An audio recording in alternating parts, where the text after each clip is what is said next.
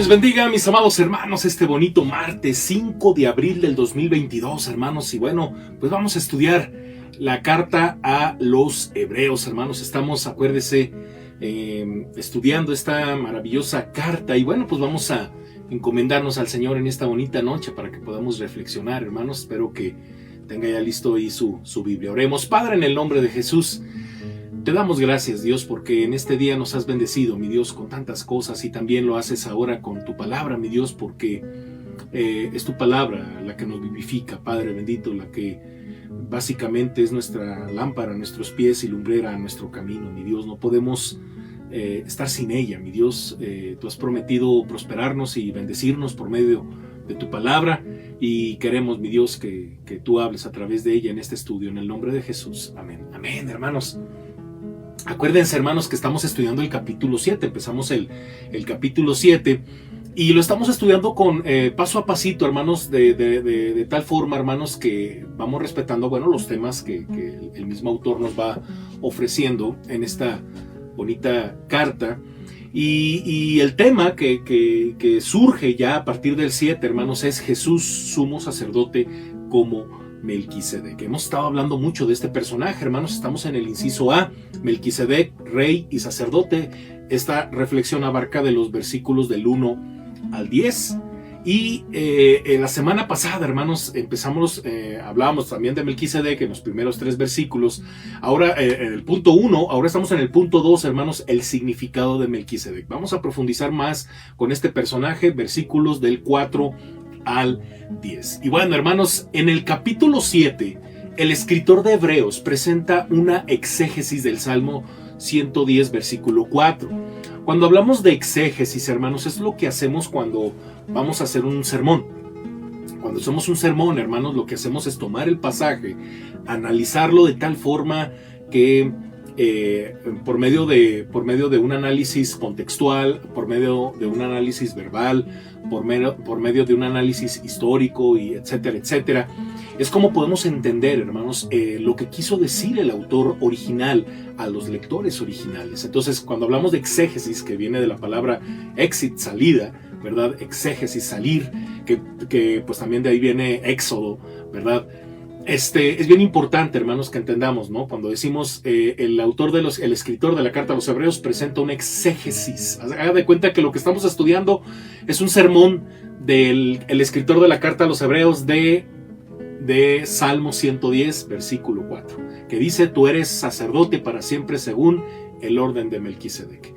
Y bueno, hermanos, que ha sido citado ya en el capítulo 5, versículo 6, y que se ha hecho referencia en el capítulo 5, versículo 10, y en el capítulo 6, verso 20.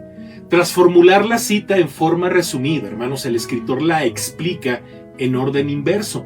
Comienza con el nombre de Melquisedec y lo coloca en su contexto histórico.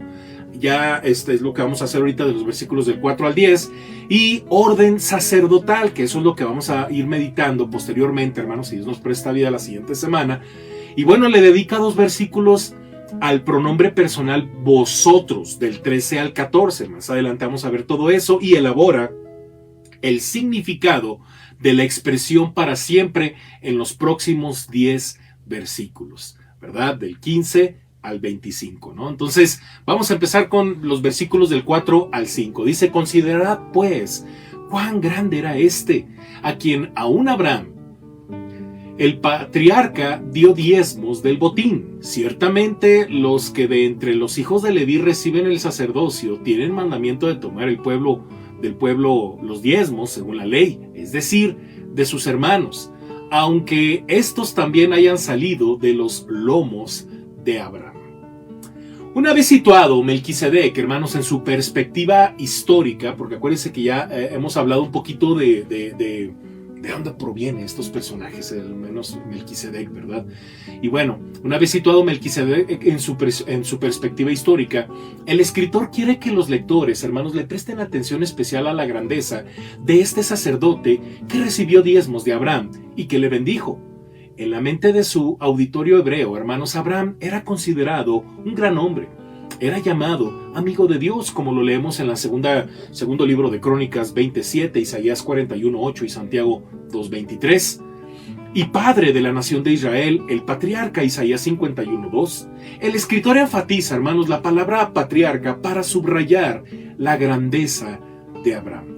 Sin embargo, hermanos, alguien más grande que Abraham apareció cuando Abraham regresaba victorioso de derrotar a 4 reyes en el norte de Canaán y liberar a 5 reyes. Abraham, hermanos, había logrado un punto muy alto en su carrera como líder del sur de Canaán. Pero al regresar, hermanos, Abraham le rindió tributo a Melquisedec al darle el diezmo del botín. Si lo leemos literalmente, hermanos, el texto dice: Abraham le dio el diezmo de la parte de arriba. Abraham, en otras palabras, Abraham le dio lo mejor. Si bien, hermanos, las costumbres y culturas varían en cuanto al modo de diezmar, no tenemos dificultad, hermano, dificultad en entender que el que recibe el diezmo, Melquisedec, es superior al que da el diezmo, Abraham. Los lectores, hermanos, de la epístola a los hebreos tenían que reconocer la superioridad de Melquisedec. Ellos conocían el mandamiento en cuanto al diezmo que figuraba en la ley de Moisés. Ahí usted tiene en pantallas, ¿verdad?, los pasajes bíblicos de esto que estamos mencionando. Y bueno, hermanos, quizás podríamos hacer un paralelo entre el diezmo que se practicaba en la antigüedad y nuestro pago de impuestos. Todos nosotros sabemos, hermanos, qué son los impuestos, aunque las leyes impositivas varían de tiempo y en tiempo y de zona en zona. Del mismo modo, hermanos, las reglas en cuanto al diezmo que se encuentran en el Antiguo Testamento varían y pueden reflejar las cambiantes circunstancias en el desarrollo de la nación de Israel. No obstante, hermanos, el escritor de Hebreos no está interesado en destacar las diferencias entre los sistemas de diezmo. Su intención reside en destacar la recepción del diezmo. La ley demanda, dice el autor. Dice el escritor, hermanos, que los sacerdotes recaudan el diezmo. Él menciona, hermanos, el nombre de Leví, no el de Aarón, para demostrar que la tarea de recaudar el diezmo correspondía a toda la tribu de Leví, levitas y sacerdotes. Según la ley, hermanos, los levitas debían recaudar el diezmo y dar a su vez un diezmo a los sacerdotes, según Números 18:28. Hay 3 observaciones que debemos hacer. Inciso A. En los versículos del 4 al 10 que leímos al principio, hermanos, el escritor de la epístola emplea los nombres en forma representativa. Abraham es llamado el patriarca, la cabeza de una nación, y el padre de los creyentes. Leví, cuyos descendientes se convierten en sacerdotes, es la cabeza tribal. Inciso B. Leví está genealógicamente más cerca de Abraham que de Aarón, de modo que el escritor, hermanos, puede referirse al resto de los israelitas como sus hermanos que descienden de Abraham. Inciso C. A raíz del método exegético, hermanos, utilizado por el escritor para explicar la cita del Salmo 110, versículo 4, la palabra sacerdote asume una importancia adicional en el contexto presente. Este término, hermanos, específico, tiene gran significado en el discurso del escritor acerca del sacerdocio de Cristo. En los versículos 4 y 5, hermanos, el escritor presenta una serie de contrastes. Los sacerdotes, como descendientes de Leví, son más representados que el resto del pueblo. El padre Abraham es más grande que sus descendientes y Melquisedec, por haber recibido el diezmo, es superior al patriarca Abraham. Qué interesante, ¿no? Cómo el escritor quiere poner como que en el orden para llevarnos a un punto, ¿verdad? Versículos 6 y 7, hermanos, dice: pero aquel cuya genealogía es contada entre ellos, tomó de Abraham los diezmos y bendijo al que tenía las promesas, y sin discusión alguna al menor es bendecido por el mayor. Ya antes de que Abraham, hermanos, se encontrase con Melquisedec, Dios le había hecho sus promesas al patriarca. Ahí tenemos en pantalla los pasajes de lo que tanto hemos hablado, hermanos, de las promesas de Dios a Abraham, y le había bendecido. Abraham se convirtió, hermanos, en el bisabuelo de Leví, cuyos descendientes llegaron a ser sacerdotes de Israel. Melquisedec, por el contrario, hermanos, Melquisedec no tenía genealogía, no había recibido las promesas. Es único en toda su grandeza como rey de Salem y sacerdote del Dios Altísimo. Abraham, plenamente, hermanos, consciente de la estatura de Melquisedec, le ofreció su diezmo y a su vez recibió una bendición cuando Melquisedec dijo: y le bendijo, diciendo: bendito sea Abraham del Dios Altísimo, creador de los cielos y la tierra, y bendito sea el Dios Altísimo que entregó tus enemigos en tu mano. Y le dio a Abraham los diezmos de todo. Génesis 14 del 19 al 20. Este sacerdote del Dios Altísimo, hermanos, no exigió el diezmo de Abraham del modo en que los sacerdotes levitas impusieron el diezmo a sus compatriotas israelitas en años posteriores. Fue por voluntad propia que Abraham le dio a Melquisedec el diezmo del botín, porque le reconoció como representante de Dios, y este representante le impuso a Abraham la bendición divina. La lógica común, hermanos, nos dice, expresa el escritor, que la persona inferior es bendecida por la superior. Este hecho es evidente en tres ejemplos: la bendición que Isaac pronunció sobre Jacob, la que Jacob pronunció sobre sus hijos, y la que Moisés les impartió a los israelitas, según Génesis 27, 48 y Deuteronomio 33. Ahí tiene usted en pantalla los versículos. Los hijos no bendicen a sus padres, hermanos, pero los padres moribundos bendicen a sus hijos. En el caso de la bendición de Melquisedec sobre Abraham, vemos que el rey sacerdote imparte la bendición del Dios Altísimo al patriarca. Abraham, hermanos, le había dado a Melquisedec el diezmo del botín, porque se daba cuenta de que Melquisedec era el representante de Dios. A su vez, este representante invocó la bendición de Dios sobre Abraham. Melquisedec actuaba como vocero de Dios y por consiguiente era más grande que Abraham. Él actuaba en calidad de sacerdote y eso lo hacía superior a Abraham. Versículos del 8 al 10. Y aquí ciertamente reciben los diezmos hombres mortales, pero allí uno de quien se da testimonio de que vive. Y por decirlo así, en Abraham pagó el diezmo también Leví, que recibe los diezmos, porque aún estando en los lomos de su padre, cuando Melquisedec le salió al encuentro. En nuestro tiempo, hermanos, y a causa de nuestra cultura, nos sentimos algo desorientados al leer, por ejemplo, estos versículos. Si el escritor de Hebreos presenta una explicación en Génesis 14 del 18 al 20, y si a raíz del silencio de la escritura él introduce significados en el texto que tiene que ver con Melquisedec, Abraham y Leví, la verdad, hermanos, es que tenemos dificultades para entenderlo. Sin embargo, hermanos, el escritor es un teólogo acreditado que explica la lógica de un modo diferente al nuestro. Él razona, hermanos, como un rabino del primer siglo para explicar la escritura o las escrituras que él emplea. Para explicar las escrituras, él emplea una metodología que es estrictamente rabínica. Es un escrito o un escritor típicamente judeocristiano que, lleno del Espíritu Santo, escribe la inspirada palabra de Dios. Veamos dos puntos que se destacan en la presentación del escritor. Inciso A: el sacerdocio permanente de Melquisedec. La exacta fraseología es que de Melquisedec se da testimonio de que vive. ¿Significa esto que Melquisedec nunca murió? Si fuese un ser sobrenatural, sería el Hijo de Dios. Aunque la Escritura guarda silencio acerca de la muerte de Melquisedec, llegamos sin embargo a la conclusión de que murió. Con todo, en los dos lugares en que su nombre es mencionado, Melquisedec, hermanos, en cuanto a su sacerdocio, es descrito como una persona que vive. Esto significa, hermanos, que el sacerdocio de Melquisedec es permanente. Inciso B: a diferencia de lo anterior, existía una sucesión de sacerdotes levitas. Un sacerdote podía hacerse cargo de sus deberes sacerdotales tan pronto como las primeras señales de virilidad hicieran su aparición.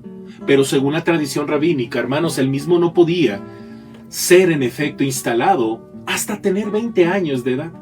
El periodo de servicio de un sacerdote podía cubrir de 20 a 30 años, pero el final llegaba inevitablemente. El escritor de la epístola describe a los sacerdotes como hombres mortales. Su periodo de servicio era limitado y, por decirlo así, es una expresión, hermanos, que aparece solamente una vez en el Nuevo Testamento.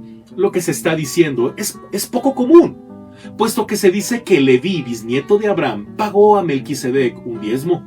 Y el uso, hermanos, del nombre Leví ha de ser entendido en modo figurado, ya que Leví mismo no recaudó diezmos. Sus descendientes lo hicieron. También Abraham, hermanos, que pagó el diezmo a Melquisedec, actúa como representante. Representa a la tribu de Leví que fuera designada para recaudar el diezmo. Después, nuestro punto de vista, hermanos, el razonamiento del escritor. Desde nuestro punto de vista, el razonamiento del escritor, hermanos, puede ser un poco difícil de aceptar, pero la verdad es que la Biblia está llena de ejemplos de representantes cuyas acciones afectaron la vida de sus descendientes. Por ejemplo, Josué hizo un pacto de paz con los gabaonitas que tuvo validez para los israelitas durante siglos. Josué 9:15. Del mismo modo, hermanos, Abraham representa el sacerdocio levita a quien se le confiaba la tarea de recaudar los diezmos del pueblo. Y en tal capacidad Abraham ofreció su diezmo a Melquisedec. El sacerdocio levita, hermanos, rindió homenaje al sacerdocio de Melquisedec. Consideremos también, hermanos, el momento en que Melquisedec encontró a Abraham. El encuentro tuvo lugar años antes del nacimiento de Isaac y más de un siglo antes de que naciese Leví. Abraham entonces representó a Leví y a su descendencia. El escritor de Hebreos modestamente escribe: puesto que cuando Melquisedec encontró a Abraham, Leví estaba todavía en el cuerpo de su ancestro. Lo que se quiere señalar, hermanos, es que el sacerdocio de Melquisedec se debe preferir por sobre el de Leví. Y bueno, es básicamente, hermanos, la mentalidad, hermanos, del nuevo pacto que el autor quiere que los lectores originales de esta carta, hermanos, adopten, porque son hebreos y hay una carga muy fuerte, hermanos, sobre todo con la línea de Aarón, y yo creo que sí lo entienden, pero creo que el escritor de la carta a los hebreos lo que está haciendo, hermanos, es llevarlos a una profunda reflexión sobre lo que pasó, sobre todo en el personaje de Cristo y lo que pasó en la antigüedad, poniendo de ejemplo en la antigüedad a Melquisedec, hermanos, que fue el que recibió los diezmos y es superior a Abraham. Y por eso, hermanos, se hace esa comparación de Melquisedec con nuestro Señor Jesucristo. Y bueno, todavía seguimos estudiando este personaje, hermanos. Primeramente, Dios, la siguiente semana. Y bueno, pues vamos a dejarle hasta aquí, hermanos, y vamos a orar y a darle gracias a Dios por todo esto. Padre, en el nombre de nuestro Señor Jesucristo, te agradecemos este tiempo que hemos tenido para reflexionar de manera profunda esta exégesis del autor de la carta a los hebreos que hiciera del Salmo 110, verso 4. Padre, y gracias, mi Dios, porque podemos entenderlo desde nuestro Señor Jesucristo. Alabado seas, Dios, en el nombre de Jesús. Amén. Amén, hermanos. Y Dios me les bendiga. El día de mañana, si Dios nos lo permite, hermanos, tenemos nuestro estudio de teología sistemática a las 7 de la noche, hermanos. Acuérdense que estamos estudiando todavía la teología de Dios y estamos por ahí meditando de manera muy profunda y especial los atributos de Dios, hermanos. Lo esperamos con ansias para que podamos compartir un tiempo de reflexión bíblica. Y el día jueves, hermanos, también venid y ved. Ya estamos prácticamente a punto de terminar este módulo. Si Dios nos presta vida, comenzaremos el siguiente, hermanos, pero bueno, vamos a ponerlo en las manos del Señor. Vamos a terminar con el tema de los dones espirituales. A las 8 de la noche tenemos un mensaje evangelístico, hermanos, en las dos plataformas, y el viernes lo espero con mucho amor, hermanos, para que sigamos teniendo culto de oración unido. Mándeme con tiempo, hermanos, sus peticiones antes de la 1 de la tarde del día viernes, para que podamos tener en orden el programa. Y también, hermanos, no se deje de conectar a sus reuniones de oración, de departamentos, no deje de diezmar, no deje de ofrendar, y tampoco deje de participar en el reto Príncipe, hermanos. Dios me les bendiga, hermanos, descansen, esto ha sido todo. Bye, hermanos.